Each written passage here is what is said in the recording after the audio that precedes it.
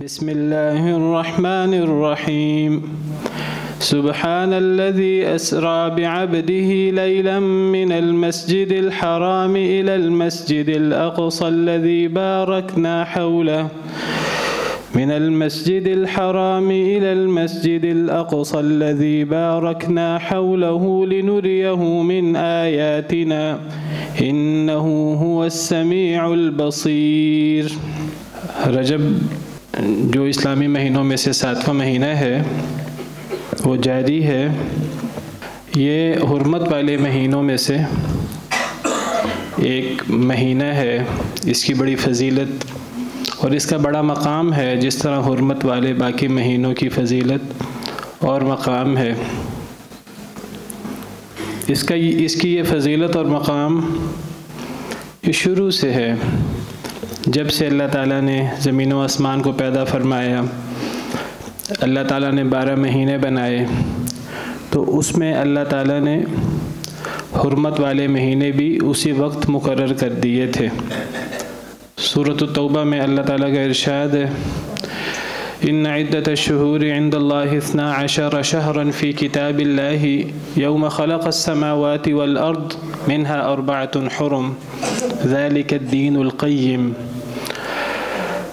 فرمایا کہ مہینوں کی تعداد اللہ کے نزدیک 12 مہینے ہے، اللہ کے قانون میں، فی کتاب اللہ۔ یوم خلق السماوات والارض، یہ تب سے ہے جب سے اللہ نے زمین و آسمان کو پیدا فرمایا ہے، شروع سے تمام انبیاء کرام علیہم السلام کے ہاں۔ منہا 4 حرم، ان میں 4 مہینے حرمت والے ہیں۔ قرآن کریم میں اتنا ذکر ہے، قرآن کریم میں ان مہینوں کے 4 مہینوں کے نام نہیں ہیں، ان کی تفصیل احادیث مبارکہ سے ہمیں معلوم ہوتی ہے۔ حدیث مبارکہ میں آتا ہے کہ وہ 3 مہینے تو اکٹھے ہیں۔ ذی الحجہ کا مہینہ جو حج کا مہینہ ہے، اس سے 1 مہینہ آگے محرم، اور اس سے 1 مہینہ پہلے ذوالقعدہ۔ حج کا سفر، حج کے ایام زیادہ ہوتے ہیں، تو حج کے لیے 1 مہینہ پہلے بھی اور 1 مہینہ بعد بھی، اور حج کا مہینہ، تاکہ لوگ اطمینان کے ساتھ سفر بھی کریں۔ اس زمانے میں سفر لمبے ہوتے تھے، پیدل یا اونٹوں پر سفر ہوتے تھے، تو لوگ اطمینان کے ساتھ کریں حج۔ اور 1 مہینہ رجب کا، رجب کے مہینے میں زیادہ تر لوگ عمرہ کر لیتے تھے، تو فرمایا کہ یہ 4 مہینے حرمت والے ہیں۔ فلا تظلموا فیہن انفسکم، ان مہینوں میں اپنے آپ پر ظلم نہ کرو۔ اب علماء کرام نے، مفسرین کرام نے غور کیا کہ ظلم تو کسی بھی حالت میں جائز نہیں ہے، اپنے آپ کو ہر قسم کے ظلم سے بچانا چاہیے۔ تو ان مہینوں میں بطور خاص ظلم کرنے سے جو منع کیا گیا، وہ کیوں؟ تو ان مہینوں کی اہمیت کی وجہ سے۔ ان مہینوں میں اللہ کی نافرمانی اور ظلم و زیادتی وہ عام مہینوں کی طرح نہیں ہے، اس سے بہت بڑھ جاتی ہے۔ ان مہینوں کی حرمت، ان مہینوں کی تعظیم کی وجہ سے۔ اب ہمارے ہاں اسلامی تقویم رائج ہی نہیں ہے، ہمارے ہاں وہ شمسی تقویم رائج ہے۔ ہمیں مسلمانوں کو، اکثر لوگوں کو پتہ ہی نہیں ہوتا کہ اب رجب کا مہینہ ہے کہ کون سا مہینہ ہے۔ کئی لوگوں کو شاید اسلامی مہینوں کے نام بھی صحیح طریقے سے نہ پتہ ہو، یہ بھی نہ پتہ ہو کہ رجب وہ تعداد میں کون سا مہینہ ہے اور وہ کب آتا ہے۔ حالانکہ دیکھیے ہمارے دین کے کتنے احکامات ان مہینوں کے ساتھ منسلک ہیں۔ اللہ تعالیٰ کا ایک اصول ہے کہ وہ زمانے، جن زمانوں کی عظمت ہے، مقام ہے، حرمت ہے، تو ان کے اندر اللہ کی نافرمانی کرنے سے گناہ زیادہ ہوتا ہے، جیسے فلا تظلموا فیہن انفسکم۔ جب ان میں اللہ کی نافرمانی کرنے سے گناہ زیادہ ہوتا ہے ان کی حرمت کی وجہ سے، تو ان میں نیکی کرنے کا ثواب بھی بہت زیادہ ہوتا ہے۔ لیکن جو اہم چیز ہے وہ یہ کہ کون سی نیکیاں ہم نے اس مہینے میں یا حرمت والے مہینوں میں کرنی ہیں۔ اگر اللہ تعالیٰ نے ان مہینوں کی فضیلت بیان کر دی، ان کا مقام بیان کر دیا، وہ زمانے ہوں، یہ مثلا مہینہ یہ ایک زمانہ ہے، وہ ایام ہوں کچھ، رمضان کا مہینہ مثلا، یا وہ ذوالحجہ کے 10 ایام کی، تو ان حرمت والے مہینوں میں مزید خصوصی فضیلت ہے جس پر کئی دفعہ جمعوں میں بات ہو چکی ہے۔ تو جب اللہ تعالیٰ نے کچھ ایام کو، کچھ مہینوں کو اللہ نے فضیلت والا قرار دیا ہے، تو ان میں ہم نے کرنا کیا ہے؟ اللہ تعالیٰ نے ہمیں اس حوالے سے خالی نہیں چھوڑا۔ اللہ تعالیٰ نے ہمیں بتایا ہے کہ ہم نے اس میں کیا کرنا ہے۔ جو اللہ نے بتایا ہے ہمیں وہی کرنا ہے، ہمیں اس کے علاوہ اپنی طرف سے کسی چیز کا اضافہ نہیں کرنا۔ اگر ہم اس میں اپنی طرف سے کسی چیز کا اضافہ کریں گے تو وہ ایک بدعت بن جائے گی۔ یہ مہینے، یہ حرمت، یہ عظمت، یہ صرف نبی صلی اللہ علیہ وسلم کے دور سے نہیں، یہ تو میں ذکر کر رہا ہوں کہ شروع سے چلی آ رہی ہے۔ اب جب شروع سے حرمت چلی آ رہی ہے، ان مہینوں کی عظمت چلی آ رہی ہے، اب ان مہینوں کی حرمت اور عظمت میں جو ہمیں کام کرنے ہیں وہ کام ہمیں بتا دیے گئے، جو نہیں کرنے، اگر ہم اپنی طرف سے اضافہ کر لیں گے تو گویا کہ ہم دین کے اندر ایک ایسا اضافہ کریں گے کہ وہ بدعت بن جائے گی۔ ان مہینوں کی حرمت عظمت اپنی جگہ پر، لیکن وہی کام کرنے ہیں جس کا نبی کریم صلی اللہ علیہ وسلم نے ہمیں رہنمائی کی اور ہمیں حکم دیا۔ اپنی طرف سے کسی روزے کا، کسی مخصوص رات کی عبادت کا اضافہ نہیں کرنا۔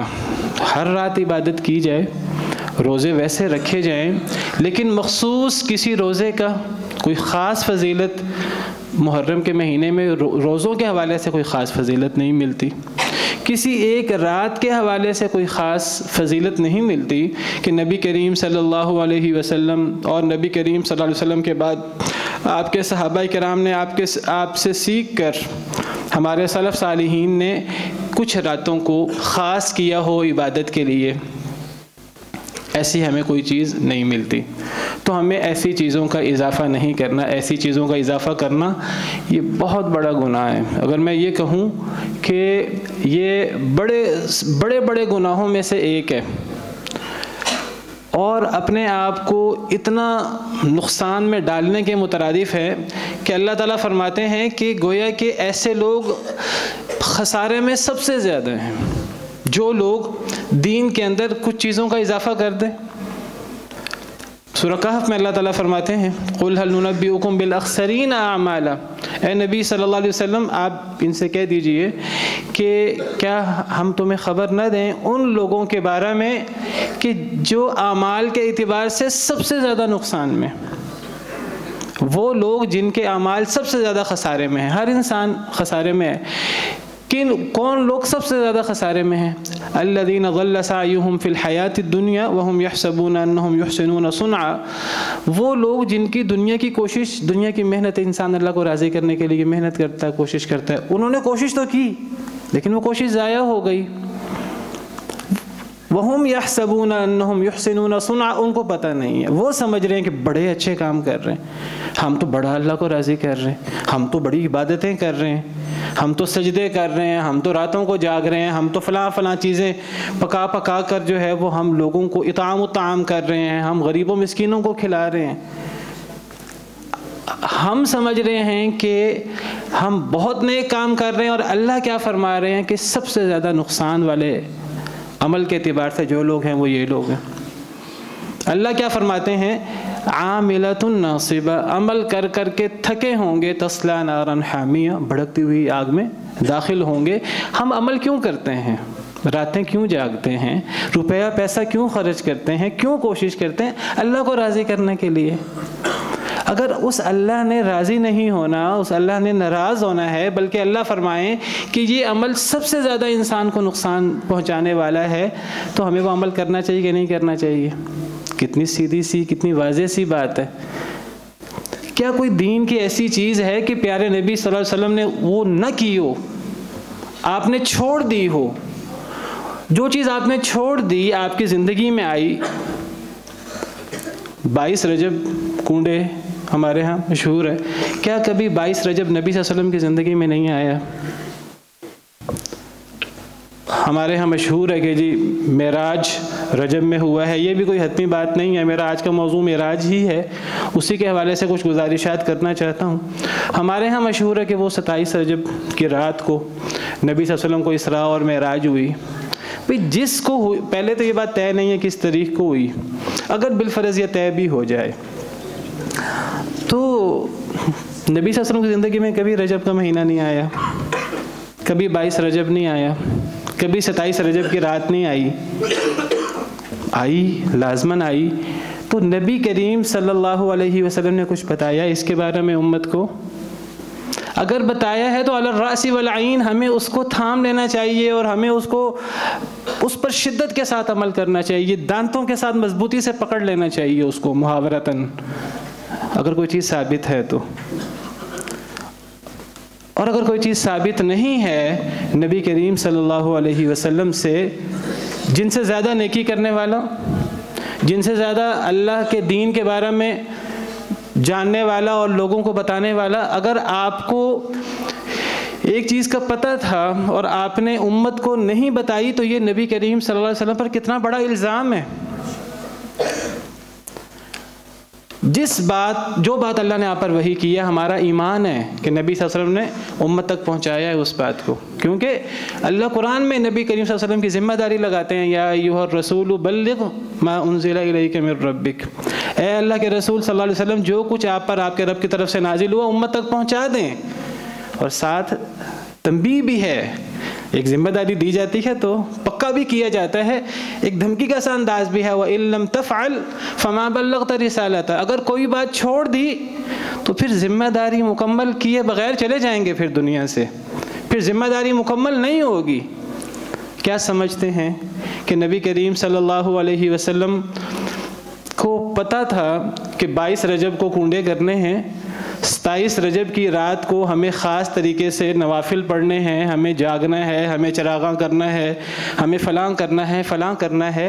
آپ کو پتہ تھا اور آپ نے امت کو بتایا نہیں۔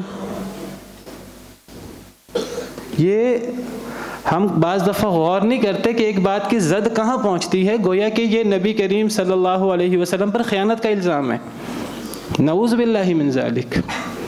اللہ نے جب دین مکمل کر دیا ہے، اللہ نے جب نعمت مکمل کر دی ہے، امام مالک رحمہ اللہ کا قول نقل کر رہا ہوں، فرماتے ہیں من ابتدع فی الاسلام بدعتا یراہا حسنتا، جو بندہ اسلام میں کوئی نئی چیز جاری کرے پھر اس کو نیکی بھی سمجھے، نئی چیز نبی صلی اللہ علیہ وسلم نے نہیں کی، صحابہ کرام نے نہیں کی، پھر وہ سمجھتا ہے کہ میں یہ نیا کام کر رہا ہوں، یہ نیک کام ہے، اللہ راضی ہوں گے، اللہ خوش ہوں گے، وہ اس کو پھر نیکی بھی سمجھتا ہے، تو امام مالک فرماتے ہیں فقد زعم ان محمد صلی اللہ علیہ وسلم قد خان الرسالہ، وہ گمان کر رہا ہے کہ نبی کریم صلی اللہ علیہ وسلم نے اللہ کا پیغام پہنچانے میں خیانت کی ہے، کیونکہ اللہ فرما چکے ہیں الیوم اکملت لکم دینکم، کیونکہ اللہ فرما چکے ہیں یا ایھا الرسول بلغ ما انزل الیک من ربک وان لم تفعل فما بلغت رسالتہ۔ کتنی بڑی بات ہے اور ہم غور نہیں کرتے، اور ہم غور کیے بغیر ہم آنکھیں بند کر کے کیے جاتے ہیں، اور ہمارا ذہن یہ ہے کہ ہم اللہ کو راضی کریں۔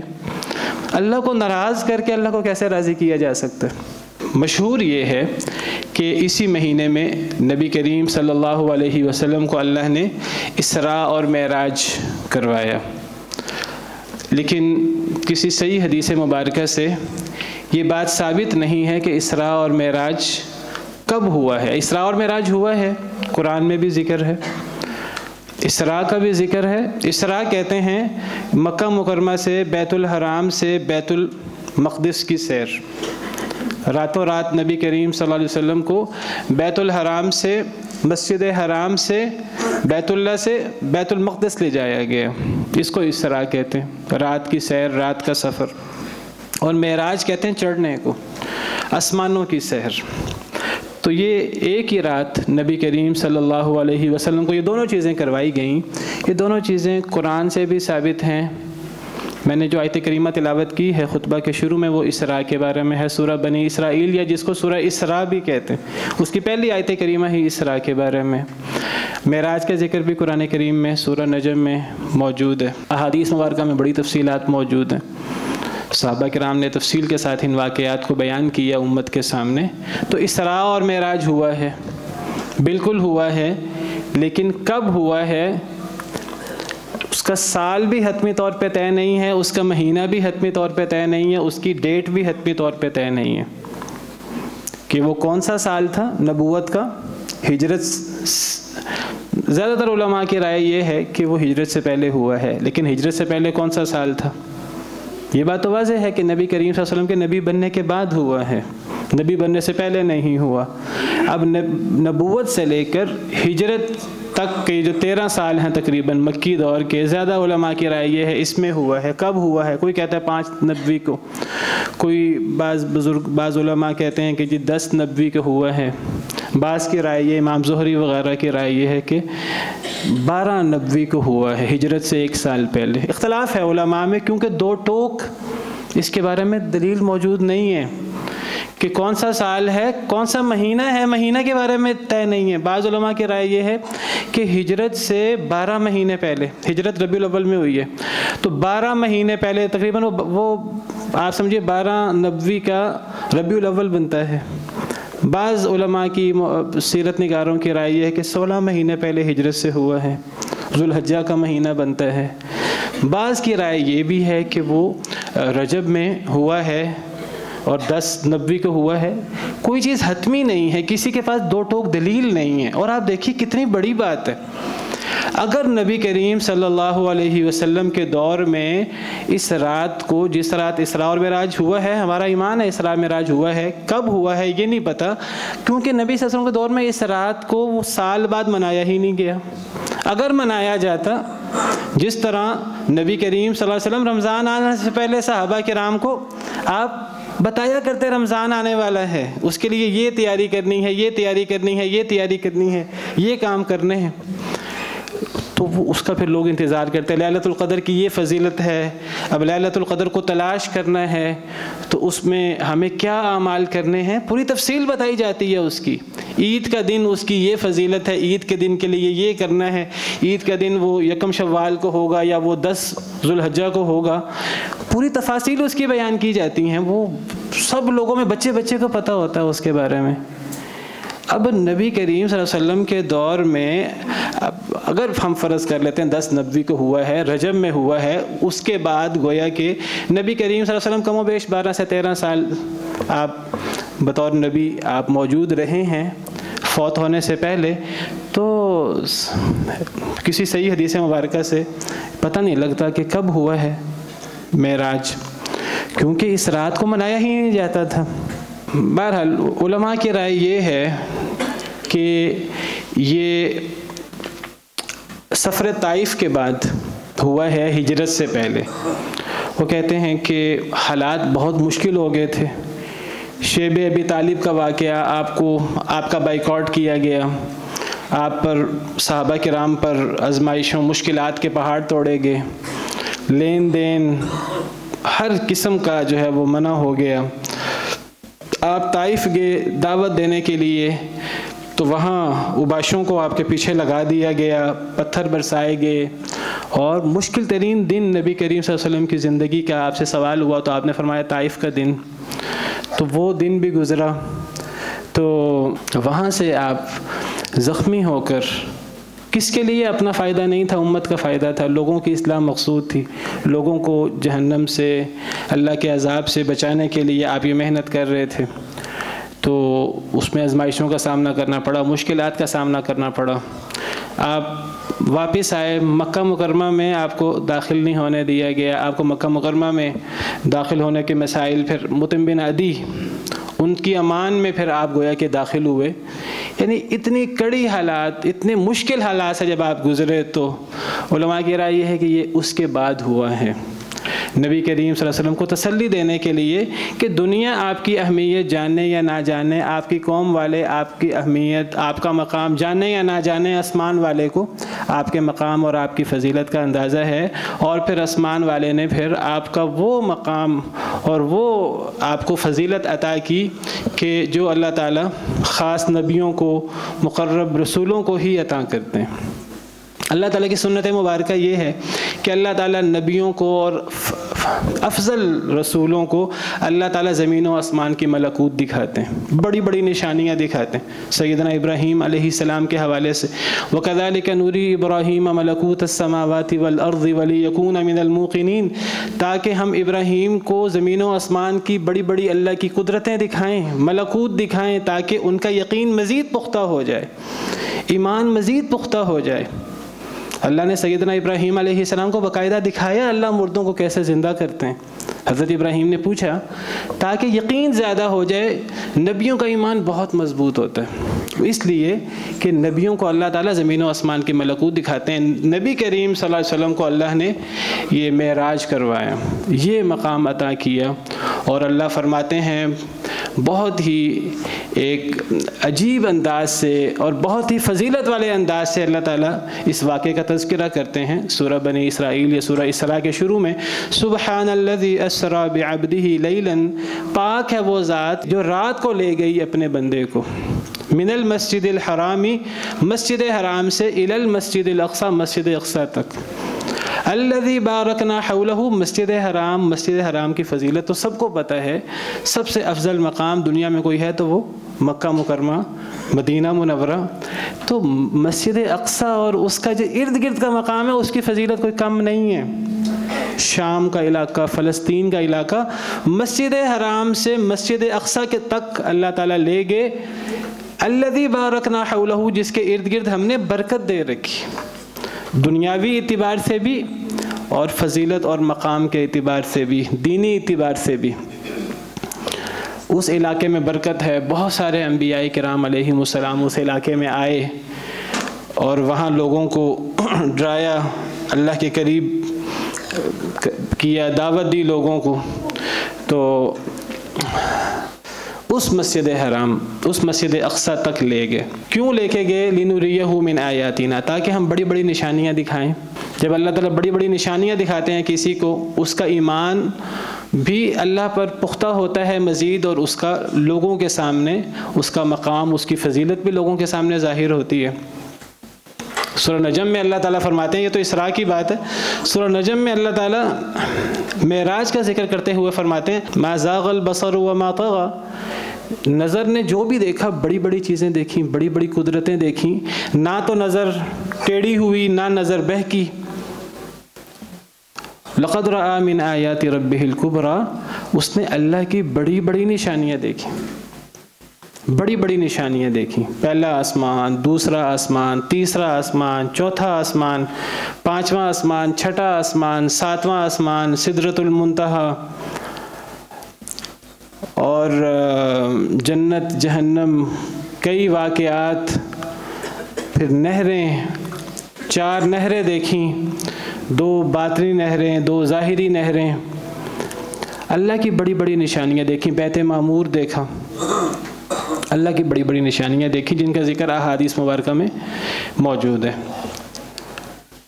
تو اللہ نے بڑی بڑی نشانیاں دکھائی۔ اللہ نے فرمایا کہ اگر لوگ اپنے دروازے آپ پر بند کرتے ہیں، لوگ آپ کی بات نہیں سننا چاہتے، تو اللہ آپ کے لیے آسمانوں کے دروازے کھول دیتا ہے۔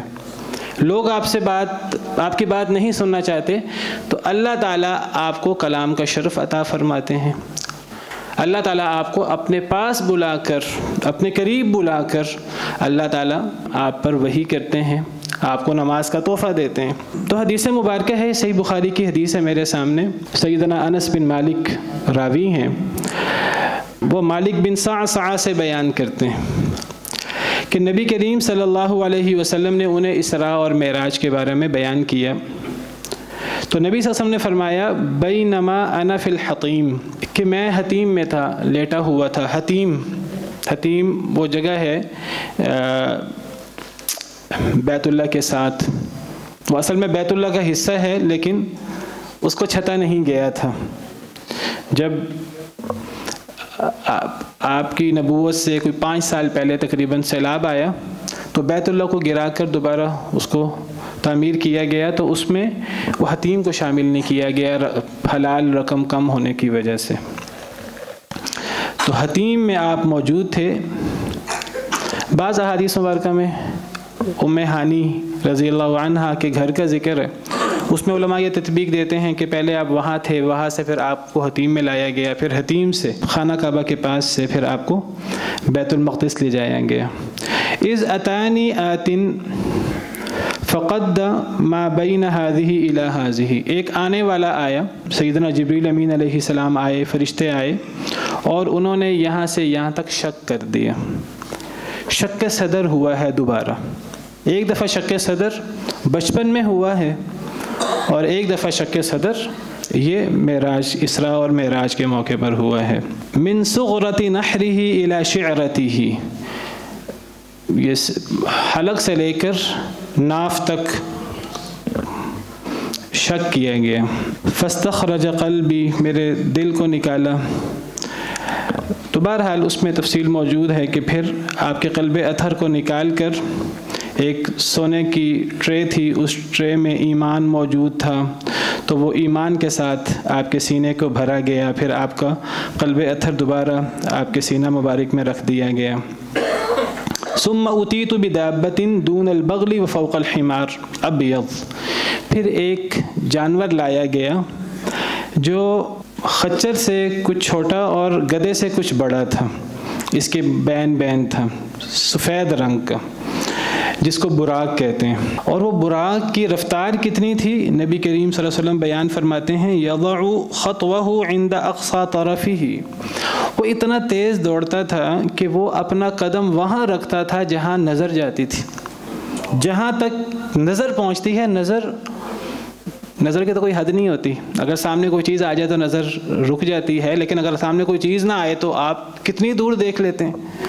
تو جہاں تک نظر جاتی تھی وہاں وہ قدم رکھتا تھا، ہم تصور نہیں کر سکتے۔ تو بہرحال نبی کریم صلی اللہ علیہ وسلم کو پہلے بیت المقدس لے جایا گیا۔ بیت المقدس کیوں لے جایا گیا؟ علماء نے اس کی مختلف حکمتیں بیان کی ہیں۔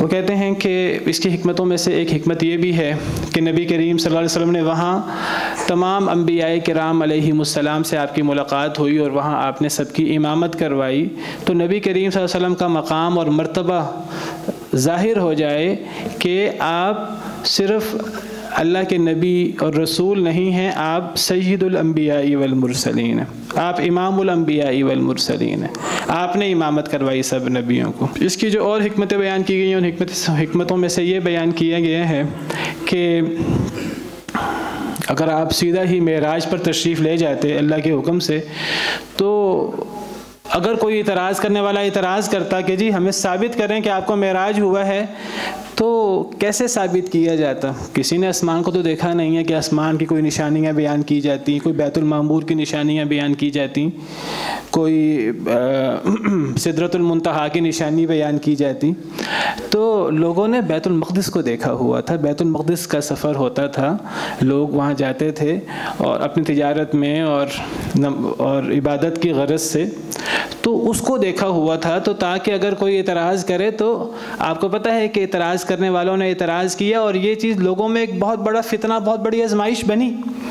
اللہ نے قرآن میں ذکر کیا ہے کہ یہ وما جعلنا الرؤيا التي اريناك الا فتنة للناس والشجرة الملعونة في القرآن، یہ جو ہم نے آپ کو مناظر دکھائے، یہ جو ہم نے آپ کو اسراء اور معراج کروایا، یہ لوگوں کے لیے ایک فتنہ بن گیا، ایک بہت بڑی آزمائش بن گئی۔ تو جب یہ فتنہ بنا، آزمائش بنی، کفار کو تو ایک موقع مل گیا آپ کا انکار کرنے کا، نعوذ باللہ مذاق اڑانے کا۔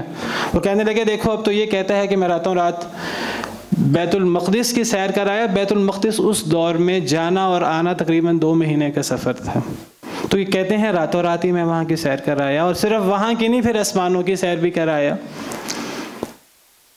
تو کسی نے کہا کہ چلو ان کا دعویٰ ہے تو ہم اس دعوے کی تصدیق کر لیتے ہیں۔ ہم اس دعوے کی تصدیق یہ کرتے ہیں کہ جو بیت المقدس گئے ہیں وہ لوگ بیت المقدس کی بعض خاص نشانیاں پوچھ لیں، وہ نشانیاں صرف وہی بتا سکتا ہے جس نے بیت المقدس کو دیکھا ہو۔ اب دیکھیے اللہ کی عظیم قدرت کہ بعض دفعہ کوئی شخص کسی جگہ سے ہو کر آتا ہے، اگر امتحان کے لیے اس سے اس جگہ کے بارے میں سوال کیے جائیں تو ممکن ہے وہ جواب نہ دے سکے، کیونکہ ضروری نہیں ہے جو سوال کیا جا رہا ہے اس نے اس چیز کو اتنی ہی دھیان سے اور اتنی توجہ سے دیکھا ہو. اگر آپ میں سے کسی سے کہا جائے اب تو آپ موجود ہیں مسجد میں, اگر آپ مسجد میں آتے جاتے ہیں مسجد نور میں, تو اگر آپ میں سے کسی سے پوچھا جائے کہ اس کے کتنے ستون ہیں, تو شاید آپ میں سے کوئی بندہ فوری جواب نہ دے سکے, کیونکہ ممکن ہے آپ نے اس انداز سے دیکھا ہی نہ ہو. یا اس کی فلاں دائیں دیوار میں بائیں دیوار میں کون سی چیز لگی ہے, وہاں کتنے ریک لگے ہیں, ممکن ہے آپ میں سے کوئی جواب نہ دے سکے. نبی کریم صلی اللہ علیہ وسلم سے جب یہ سوال کیے گئے آپ کو لاجواب کرنے کے لیے, نعوذ باللہ آپ کو جھٹلانے کے لیے, اللہ تعالیٰ نے آپ کے سامنے بیت المقدس کر دیا. آپ بیت المقدس دیکھ کر آپ جواب دے رہے تھے, تو اللہ تعالیٰ نے ثابت کر دیا کہ نبی کریم صلی اللہ علیہ وسلم کو اسراء اور معراج ہوئی ہے. اور حکمتیں ہو سکتی ہیں. تو پہلے بیت المقدس اور پھر بیت المقدس سے آسمانوں کی طرف لے جایا گیا. فحملت علیہ فانطلق بی جبریل حتی اتی السماء الدنیا. جبریل جو ہیں وہ آسمان دنیا تک پھر آئے براق پہ نبی کریم صلی اللہ علیہ وسلم کے ساتھ. فاستفتح, دروازہ کھٹکھٹایا. فقیل من ھذا, تو کہا گیا کہ کون ہے. قال جبریل, جبریل نے فرمایا کہ میں جبریل ہوں. قیل ومن معک, پوچھا گیا آپ کے ساتھ کون ہے. قال محمد, تو جبریل نے فرمایا محمد صلی اللہ علیہ وسلم. قیل وقد ارسل الیہ, کہا گیا کہ کیا ان کو بلوایا گیا ہے. تو حضرت جبریل نے فرمایا نعم, جی ہاں. قیل مرحبا بہ, کہ انہیں خوش آمدید. فنعم المجیء جاء, کتنے بہترین آنے والے آئے ہیں. فرشتوں نے مرحبا کہا, بڑے خوش ہوئے فرشتے. ففتح, تو آسمان کے دروازے کھول دیے گئے. فلما خلصت, جب میں وہاں پہنچا پہلے آسمان پر. فاذا فیہا آدم, تو وہاں سیدنا آدم علیہ السلام تھے. فقال, تو جبریل علیہ السلام نے فرمایا ھذا ابوک آدم فسلم علیہ, کہ اے محمد صلی اللہ علیہ وسلم یہ آپ کے والد سیدنا آدم علیہ السلام ہیں, آپ ان پر سلام کریں. فسلمت علیہ, تو نبی صلی اللہ علیہ وسلم فرماتے ہیں میں نے سلام کیا. فرد السلام ثم قال مرحبا بالابن الصالح والنبی الصالح, تو سیدنا آدم علیہ السلام نے فرمایا کہ نیک بیٹے اور نیک نبی کو مرحبا ہو, خوش آمدید ہو. سیدنا آدم علیہ السلام نے آپ کی نبوت کی تصدیق کی اور آپ کو بیٹا کہہ کر, نیک بیٹا کہہ کر آپ کو خوش آمدید کہا. ثم صعید, پھر اوپر چڑھے. حتی اتی السماء الثانیہ, دوسرے آسمان پہ آئے. وہاں بھی یہی ہوا, دروازہ کھٹکھٹایا گیا, پوچھا گیا کون ہے, کہا گیا جبریل. پوچھا گیا کہ آپ کے ساتھ کون ہے, بتایا کہ محمد صلی اللہ علیہ وسلم. پوچھا گیا کہ کیا ان کو بلوایا گیا ہے, تو سیدنا جبریل نے فرمایا جی ہاں انہیں بلوایا گیا ہے. تو فرماتے ہیں فلما خلصت, جب میں وہاں پہنچا دوسرے آسمان میں. اذا یحییٰ و عیسیٰ, وہاں حضرت یحییٰ اور حضرت عیسیٰ علیہ السلام تھے. وہما ابن الخالہ, وہ خالہ کے بیٹے ہیں, خالہ زاد بھائی ہیں دونوں. تو حضرت جبریل نے فرمایا کہ یہ یحییٰ اور عیسیٰ ہیں, ان پہ سلام کریں. تو نبی صلی اللہ علیہ وسلم فرماتے ہیں میں نے سلام کیا, ان دونوں نے جواب دیا مرحبا بالاخ الصالح والنبی الصالح, نیک بھائی اور نیک نبی کو مرحبا ہو. انہوں نے بھی نبی صلی اللہ علیہ وسلم کی نبوت کی تصدیق کی اور آپ کو بھائی کہہ کر, نیک بھائی کہہ کر مخاطب کیا. پھر تیسرے آسمان پہ لے جایا گیا. تو تیسرے آسمان میں فلما خلصت فاذا یوسف, وہی سارا ہوا. پوچھا گیا کون ہے, وہ ساری تفصیل ہر آسمان میں ہے. تو تیسرے آسمان میں نبی صلی اللہ علیہ وسلم فرماتے ہیں کہ وہاں یوسف علیہ السلام تھے. تو حضرت جبریل نے فرمایا کہ یہ یوسف ہیں, آپ انہیں سلام کہیں. میں نے سلام کیا, تو انہوں نے بھی مرحبا بالاخ الصالح والنبی الصالح کہہ کر آپ کا استقبال کیا. پھر چوتھے آسمان پہ لے جایا گیا. تو چوتھے آسمان میں سیدنا ادریس علیہ السلام تھے. سیدنا ادریس علیہ السلام سیدنا نوح علیہ السلام سے بھی پہلے کے ہیں. تو حضرت جبریل نے کہا کہ یہ ادریس علیہ السلام ہے, آپ سلام کریں. نبی صلی اللہ علیہ وسلم نے سلام کیا. تو حضرت ادریس علیہ السلام نے بھی آپ کو مرحبا بالاخ الصالح والنبی الصالح کہہ کر آپ کا استقبال کیا کہ نیک بھائی اور نیک نبی کو مرحبا ہو. پھر نبی کریم صلی اللہ علیہ وسلم کو پانچویں آسمان پہ لے جایا گیا. وہاں ہارون علیہ السلام سے ملاقات ہوئی. چھٹے آسمان پہ لے جایا گیا. وہاں سیدنا موسیٰ علیہ السلام سے ملاقات ہوئی. تو ان دونوں نے اسی طرح مرحبا بالاخ الصالح والنبی الصالح کہہ کر مرحبا کہا کہ نیک بھائی اور نیک نبی کو مرحبا ہو, خوش آمدید ہو. ساتویں آسمان پہ لے جایا گیا. تو ساتویں آسمان میں سیدنا ابراہیم علیہ السلام سے آپ کی ملاقات ہوئی. اچھا, چھٹے آسمان پہ جب آپ حضرت موسیٰ علیہ السلام کے پاس پہنچے تو نبی صلی اللہ علیہ وسلم فرماتے ہیں کہ جب میں چھٹے آسمان پہ پہنچا فلما تجاوز، تو جب میں چھٹے آسمان کو کراس کرنے لگا تو حضرت موسیٰ رو پڑے، تو ان سے کہا گیا ما یبکی، آپ کیوں رو رہے ہیں؟ تو حضرت موسیٰ فرماتے ہیں ابکی لأن غلاما بعث بعدی يدخل الجنة من امته اکثر من يدخلها من امتی، میں ان کے مقام اور ان کے مرتبے پر رو رہا ہوں کہ ایک نوجوان میرے بعد آیا اور اس کی امت کے لوگ میری امت سے زیادہ جنت میں داخل ہوں گے۔ ایک خوشی یا ایک رشک کا بھی رونا ہوتا ہے، تو ہر نبی نے مرحبا کہا اور ہر نبی نے رشک کیا۔ 7ویں آسمان میں سیدنا ابراہیم علیہ السلام سے ملاقات ہوئی، تو حضرت ابراہیم علیہ السلام نے، حضرت جبریل نے فرمایا ھذا ابوک فسلم علیہ، یہ آپ کے باپ ہیں، آپ ان پہ سلام کہیں۔ تو نبی صلی اللہ علیہ وسلم نے سلام کیا، تو حضرت ابراہیم علیہ السلام نے بھی مرحبا بالابن الصالح والنبی الصالح کہہ کر جواب دیا کہ نیک بیٹے اور نیک نبی کو مرحبا ہو۔ سیدنا آدم اور سیدنا ابراہیم علیہ السلام نے بیٹے کہہ کر مخاطب کیا، باقی تمام انبیاء کرام علیہم السلام نے اخ الصالح کہہ کر مخاطب کیا۔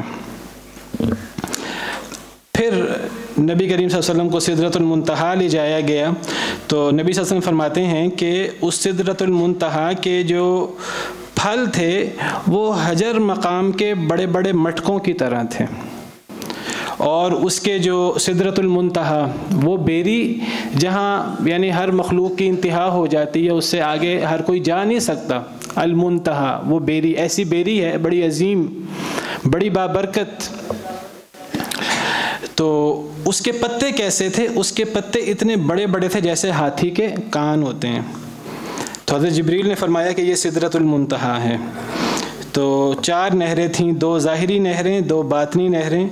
تو باطنی نہریں جنت کی نہریں تھیں اور ظاہری نہریں نیل اور فرات تھیں۔ پھر بیت المعمور لے جایا گیا۔ بیت المعمور 7ویں آسمان میں وہ جگہ ہے جہاں فرشتے طواف کرتے ہیں، جس طرح ہم انسان دنیا میں بیت اللہ کا طواف کرتے ہیں، 7ویں آسمان میں البیت المعمور ہے۔ قرآن کریم میں اس کی قسم اٹھائی گئی ہے والطور وکتاب مسطور فی رق منشور والبیت المعمور۔ تو بیت معمور میں بھی آپ کو لے جایا گیا۔ پھر نبی کریم صلی اللہ علیہ وسلم کو وہاں شراب کا برتن دیا گیا اور دودھ کا برتن دیا گیا، شہد کا، تو آپ نے دودھ کا برتن اختیار فرمایا۔ تو کہا گیا ہی الفطرہ انت علیہا و امتک، آپ نے فطرت کو اختیار کیا ہے، آپ اور آپ کی امت فطرت پر ہوگی۔ پھر نبی کریم صلی اللہ علیہ وسلم پر 50 نمازیں فرض کی گئیں۔ جب 50 نمازیں فرض کی گئیں، نبی صلی اللہ علیہ وسلم آگے تشریف لے گئے، اللہ تعالیٰ سے آپ کو شرف کلام حاصل ہوا، 50 نمازیں فرض کی گئیں، سورہ بقرہ کی آخری آیات دی گئیں، یہ بشارت بھی دی گئی کہ آپ کی امت میں سے جو شخص بھی توحید پر ہوگا وہ جنت میں جائے گا۔ تو 50 نمازیں جب فرض کی گئیں، نبی صلی اللہ علیہ وسلم واپس آنے لگے، تو جب حضرت موسیٰ علیہ السلام سے واپس آتے ہوئے ملاقات ہوئی تو حضرت موسیٰ علیہ السلام نے پوچھا کہ آپ کو کیا حکم دیا گیا ہے؟ تو آپ نے فرمایا مجھے ایک دن میں 50 نمازوں کا حکم دیا گیا ہے۔ تو حضرت موسیٰ علیہ السلام کہنے لگے کہ آپ کی امت اس کی طاقت نہیں رکھتی، میں نے لوگوں کو آزمایا ہے اور میں نے بنی اسرائیل کا علاج کیا ہے، مجھے بنی اسرائیل سے بڑا سخت سامنا کرنا پڑا، تو مجھے یہ تجربہ ہوا ہے کہ آپ کی امت 50 نمازیں ایک دن میں نہیں پڑھ سکے گی۔ کتنا بڑا احسان ہے سیدنا موسیٰ علیہ السلام کا۔ انہوں نے نبی صلی اللہ علیہ وسلم کو کہا کہ آپ دوبارہ جائیں اور جا کر اللہ تعالیٰ سے تقاضا کریں کہ نمازیں کم کی جائیں۔ تو نبی صلی اللہ علیہ وسلم فرماتے ہیں کہ فرجعت، میں واپس پلٹا تو مجھ سے 10 نمازیں کم کرتی گئیں۔ میں دوبارہ حضرت موسیٰ کے پاس سے گزرنے لگا تو انہوں نے کہا دوبارہ واپس جائیں، مزید کم کروائیے۔ تو دوبارہ مزید 10 کم ہوئیں، پھر مزید 10 کم ہوئیں، پھر مزید 10 کم ہوئیں، اور آخری دفعہ جب حضرت موسیٰ علیہ السلام نے بھیجا تو مزید 5 نمازیں کم کی گئیں۔ اب 5 نمازیں رہ گئیں۔ جب اب نبی صلی اللہ علیہ وسلم حضرت موسیٰ کے پاس سے گزرے آخری مرتبہ، حضرت موسیٰ کہتے ہیں مزید کم کروائیے، یہ بھی مشکل ہو جائے گا۔ تو نبی صلی اللہ علیہ وسلم نے فرمایا کہ سألت ربی حتی استحییت، اب مجھے مزید شرم محسوس ہوتی ہے کہ میں اب دوبارہ اللہ کے پاس جاؤں، ولیکن ارضی و اسلم، اب میں راضی ہوں اور میں یہ 5 نمازیں ہیں۔ تو جب نبی صلی اللہ علیہ وسلم وہاں سے گزرے تو ایک ندا لگانے والے نے ندا لگائی، امضیت فریضتی وخففت عن عبادی، میں نے اپنا جو فرض ہے وہ جاری کر دیا ہے 5 نمازیں، اور بندوں سے میں نے تخفیف کر دی ہے۔ تو یہ 5 نمازیں جو ہیں گویا کہ یہ تحفہ ہے معراج کا۔ تمام احکام نبی کریم صلی اللہ علیہ وسلم پر آسمانوں سے اللہ نے دنیا میں بھیجے، یہ نماز کا تحفہ دینے کے لیے اللہ تعالیٰ نے نبی کریم صلی اللہ علیہ وسلم کو آسمانوں پہ بلا کر نماز کا تحفہ دیا۔ یہ نماز وہ چیز ہے جو آپ سمجھیے کہ ایک ظاہری علامت ہے ایک مسلمان کی۔ اگر یہ کہا جائے کہ ایک مسلمان اور کافر میں ظاہری طور پر دیکھیں کچھ معاملات ہیں دل کے، کلمہ کسی نے پڑھا نہیں پڑھا، ہمیں کب پڑھا ہے، پھر ایک بندے کے دل میں ایمان باللہ، ایمان بالملائکہ اور اللہ کا ڈر کتنا ہے کتنا نہیں ہے، ظاہری طور پر اسلام کی علامت اگر قرار دیا جائے تو وہ نماز جو اللہ نے آسمانوں پہ بلا کر نبی صلی اللہ علیہ وسلم کو بطور تحفہ دی۔ گویا کہ جو بندہ نماز پڑھتا ہے، گویا کہ معراج کے جو ایک تحفہ ہے وہ ایک مسلمان کے لیے معراج ہے نماز پڑھنا، معراج کا مقام ہے۔ اللہ تعالیٰ سے انسان ہم کلام ہوتا ہے، اللہ نے نبی کریم صلی اللہ علیہ وسلم کو بلایا اور آپ کو مقام عطا کیا۔ نماز پڑھنے والا ایک امتی کے طور پر وہ یہ مقام حاصل کرتا ہے، اللہ سے اس کو شرف کلام حاصل ہوتا ہے، وہ اللہ سے دعائیں کرتا ہے، اللہ تعالیٰ جواب دیتے ہیں اس کو، وہ الحمدللہ پڑھتا اللہ جواب دیتے ہیں، حمیدنی عبدی، وہ الرحمن الرحیم پڑھتا اللہ جواب دیتے ہیں۔ حدیث مبارکہ آپ نے سنی ہوئی ہیں۔ جب انسان نماز پڑھتا ہے تو انسان اس طرح نماز پڑھے گویا کہ وہ اللہ کو دیکھ رہا ہے، اس طرح نماز پڑھے۔ اگر یہ تصور نہیں کر سکتا تو یہ تصور کرے کہ اللہ مجھے دیکھ رہے ہیں، میں اللہ کے سامنے کھڑا ہوں، وہ یہ سمجھے کہ میں اللہ کو سجدہ کر رہا ہوں، اللہ کے سامنے کھڑا ہو کر اللہ کو سجدہ کر رہا ہوں۔ اس نیت کے ساتھ انسان نماز پڑھے تو نماز ہمارے لیے معراج ہے۔ اور نماز جو ہے یہ مومن اور اس کافر کے درمیان فرق ہے۔ باقی تمام اعمال اگر ایک انسان سستی سے چھوڑ دے، انکار نہ کرتا ہو، تو اس کو سستی کہا جائے گا، بہت بڑی اس نے سستی کی ہے، کوتاہی کی ہے، اگر وہ دل سے منکر نہیں ہے۔ نماز کے بارے میں جو سستی سے چھوڑ دے، چاہے دل سے نہ بھی انکار کرے، تو یہ کفر اسلام کا مسئلہ ہے۔ نبی صلی اللہ علیہ وسلم نے فرمایا بین العبد و بین الکفر والشرک ترک الصلاۃ۔ صحابہ کرام کہتے تھے کہ ہم ایک بندے کے بارے میں نماز پڑھتا ہے کہ نہیں پڑھتا جانتے تھے کہ وہ مسلمان ہے کہ مسلمان نہیں ہے۔ تو بہرحال اللہ سے دعا ہے کہ اللہ تعالی ہمیں نماز پڑھنے کی اور دین پر کما حقہ عمل کرنے کی توفیق عطا فرمائے۔ وآخر دعوانا الحمدللہ۔